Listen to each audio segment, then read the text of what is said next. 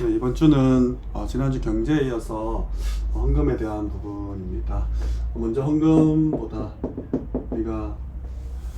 우리 자신도 그렇고 후대에게 이 그리스도가 먼저 이 각인이 되는 부분, 중독이라고까지도 이제 표현을 했었죠. 이 부분을 놓고 좀 확실하게 하셔야 됩니다.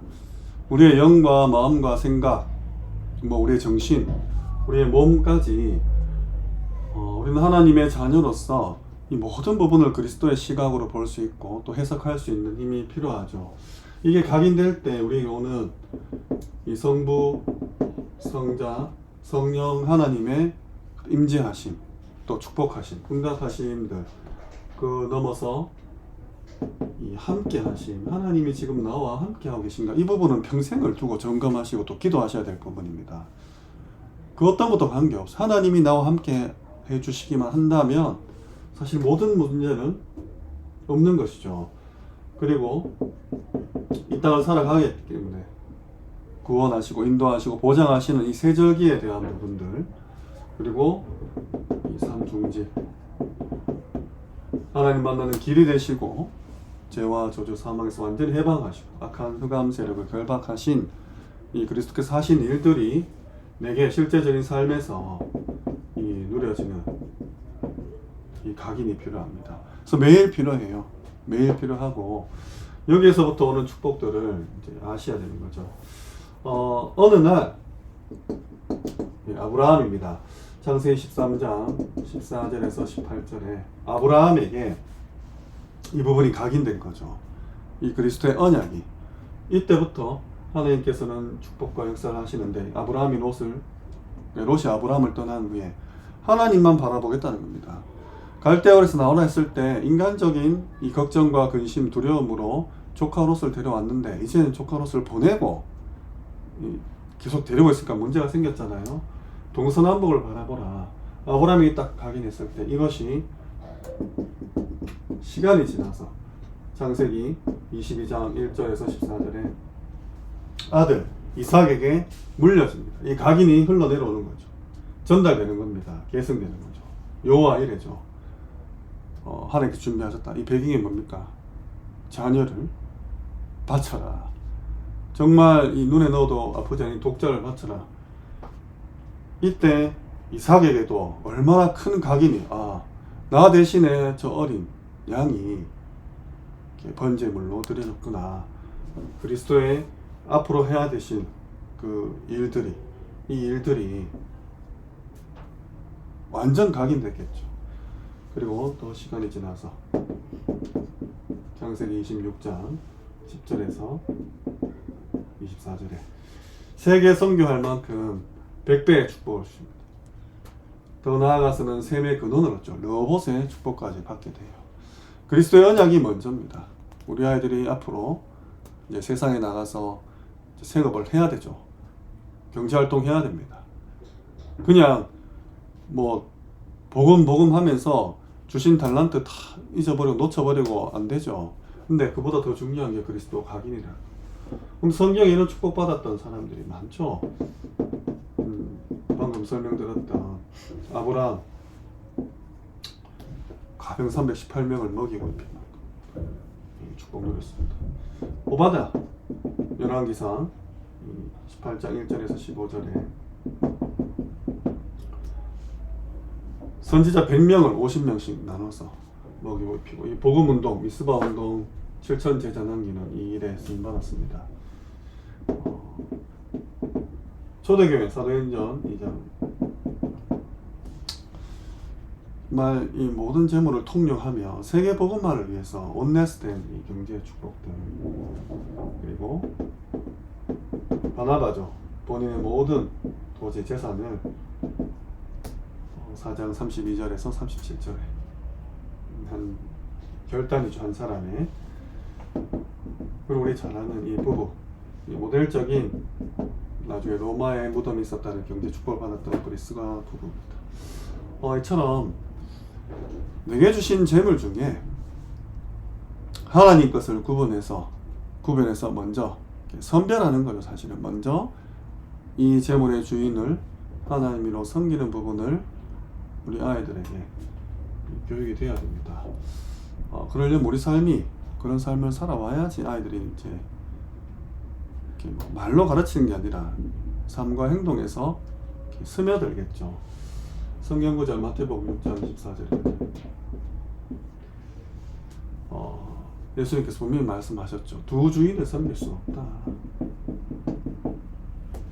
네가 이를 사랑하면 저는 미워하게 되고 이를 중히 여기면 저를 경히 여길 것이다. 이게 딱 대결 구도로 나와요. 하나님과 재물을 겸하여 섬길 수 없다. 예, 거의 이게 비교 대상이 아닌데 이렇게까지 표현을 하신다는, 그만큼 이 경제라는 게, 돈이라는 것이 우리 삶에 깊숙이 들어와 있고 우리가 주인으로 섬길 수 있을 만큼 큰 영역이라는 겁니다.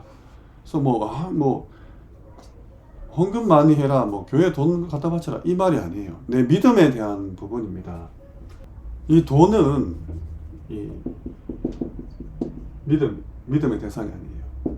수단입니다. 수단.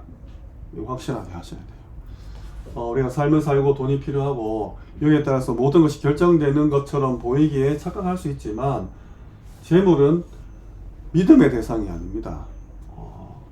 전도와 선교와 세계복음을 위한 수단인 거죠. 근데 많은 부분이 돈에 결정됩니다. 만약에 이 재물이, 이 경제가, 이 돈이 나에게 이 불안을 잠식시키고 좀 어떤 위로를 주고 나를 안전하게 지킬 것 같다는 그런 믿음을 주고 나에게 그런 근거가 된다면 오늘 다시 한번 생각해야 돼요. 여기 말하는 재물, 원어는 이 맘모나스입니다. 네, 맘모나스. 이 원을 따져, 이 뿌리를 따져가 보면 아만이에요. 아만.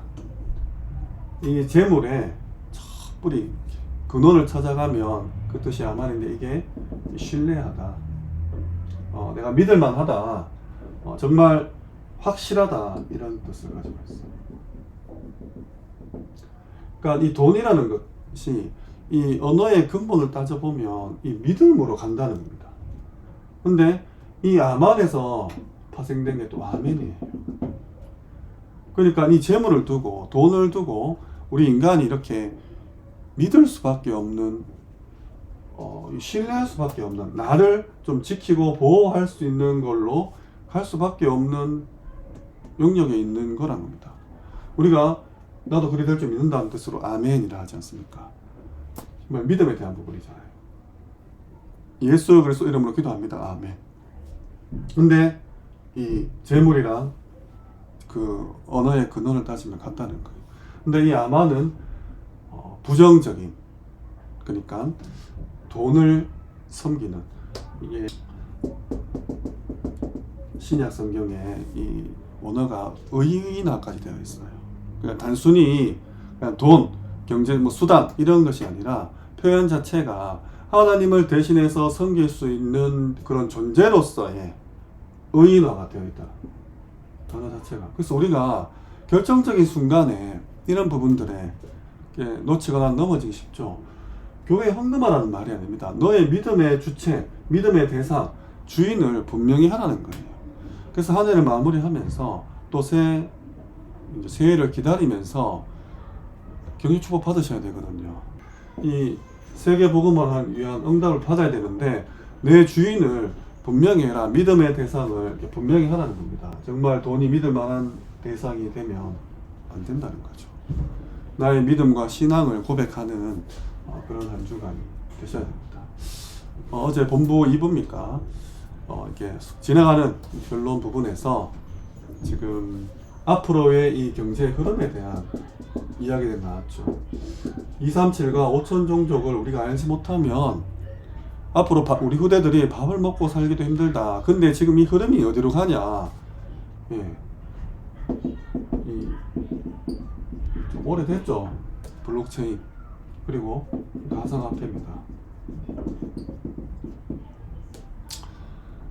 사람들이 이걸 투기를 하기 때문에 참 문제가 되는데, 사실은 공부하고 경제 공부하셔야 돼요. 투자죠. 우리 아이들이 살아가야 될 시대는 이제 종이 돈, 원래는 뭐 조개로 또 뭐 금으로 이 시대마다 이 화폐의 단위나 가치가 이렇게 바뀌지 않습니까? 그리고 뭐 이렇게 부동산 이 시대도 지나고 지금 우리나라도 지금 굉장히 위험하죠. 저는 목회자지만 우리 후대들이 정말 돈을 퍼주면서 섬겨야 될 나라들이 여기지 않습니까? 여기서 우리가 뭐 이 사람들 이 나라에 돈을 이렇게 하면서 물론 그렇게 돼야 되겠지만 처음 파고 들어갈 때는 아낌없이 퍼줘야 되는 입장인데 우리에게 이 경제의 축복이 없다면 사실 힘들지 않습니까? 그래서 관심이 있어요. 공부를 합니다. 지난주에 뭐 몇몇 추천했듯이 공부를 하셔야 돼요. 우리 후대들이 이거 놓쳐버리면 또 뺏깁니다. 이 얘기하면서 지금 미국 트럼프 대통령 얘기하고 또 이 3단체들이 이제 이쪽 부분을 이제 하는데 우리가 하지 않으면 또 뺏긴다는 거죠. 시대마다 이런 화폐 단위나 이 가치들이 크게 변동되는 시대들이 있어요. 지금이 뭐랄까 좀 판도가 바뀐다, 격변한다, 뭐 그런 시대가 아니겠습니까? 모르면 또 끌려가야 되고 당해야 되는 거죠. 이것뿐만 아니고 지금 가상 공간 이미 코로나 기간쯤이었습니까? 제가 몇 번 설명하고 또 강의도 한 적이 있었는데 저도 잘 모르지만 이미 지구와 똑같은 모양의 부동산을 만들어 놓고 어스2라고 해가지고 그거를 실제로 땅을 팔아요. 그 가격이 가상 공간인데 땅값이 뛴다는 겁니다. 그곳에 내가 들어가게 되면 우리는 지금 알지 못하지만 거기서 문화 공연도 즐기고 콘서트도 관람하고 그 앞자리에 앉으면 그게 뭐 또 더 잘 보이는 등 이런 형태로 여기에 관련된 가상화폐들이 여러 가지 기술과 이 모든 게 접목돼 가지고 지금